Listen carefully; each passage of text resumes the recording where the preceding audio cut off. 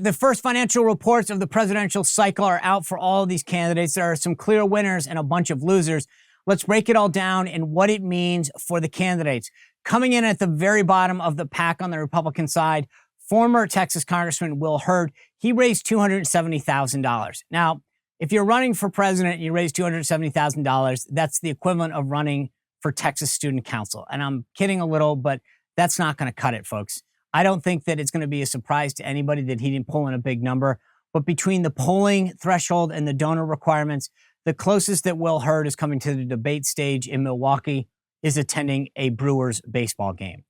The second lowest goes to talk show host Larry Elder, the conservative radio personality who began his run in April. He only pulled in $468,000 and had $325,000 on hand. Likewise, I think he will have a tough time seeing the likes of the debate stage. Number 3, two-term Arkansas Governor Asa Hutchinson. He raised just over $500,000. Now, remember, Asa Hutchinson is a former two-term governor. He was a former senior Bush administration official and a former member of Congress. So to barely break $500,000, not good. Similarly, he's number 3 on the list of people that I don't think will see him on the debate stage. And I guess that like all 3 of the other 2 that I mentioned, they're not going to be there competing for Iowa when January 15th rolls around. They're just not going to cut it. Moving on, Miami Mayor Francis Suarez, he raised $945,000, but 97% of that came from large donors. There are probably people who are very interested in seeing him continue on as Miami mayor. But as we've said with all these guys, they got to get 40,000 individual unique donors to get on the debate stage. He's clearly struggling to make that number work. Next up, former Vice President Mike Pence. Remember, before he was vice president, he was also the governor of Indiana and a member of Congress that served in leadership. His total haul for the quarter, $1.2 million. The good news for Pence, only 6% of the money was spent, so he's got $1 million cash on hand. But this is not a good number. This is very bad. And you take this in combination with the interaction that he had with Tucker Carlson at the Family Leader event in Iowa regarding his position on Ukraine, not good. I just think that this is going to be a huge struggle unless somehow he finds a way to significantly turn around his campaign very shortly, and there are no signs that that is actually going to happen.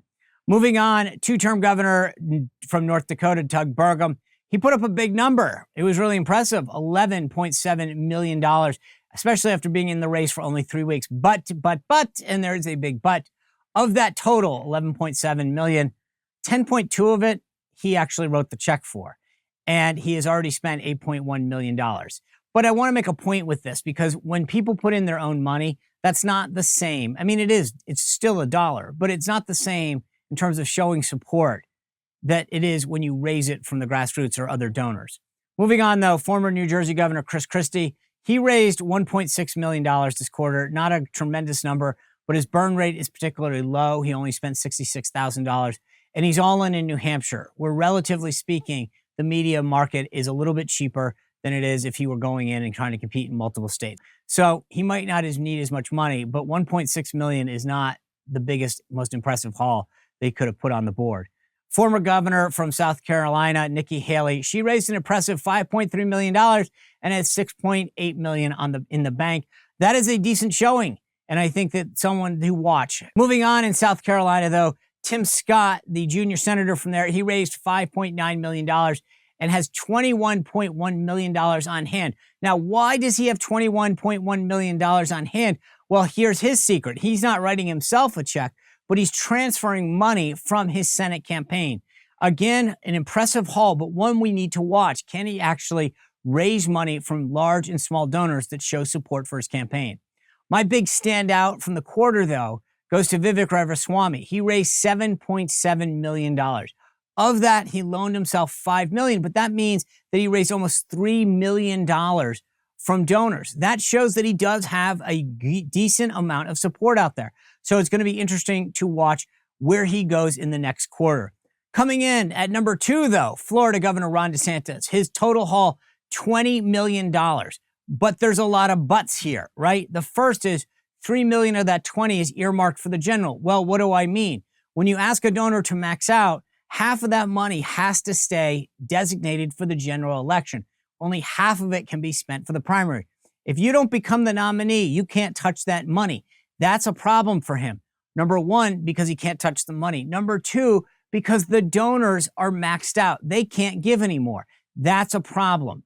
70% of his donors have maxed out. He's got to find more small donors. Only 15% have given less than $200.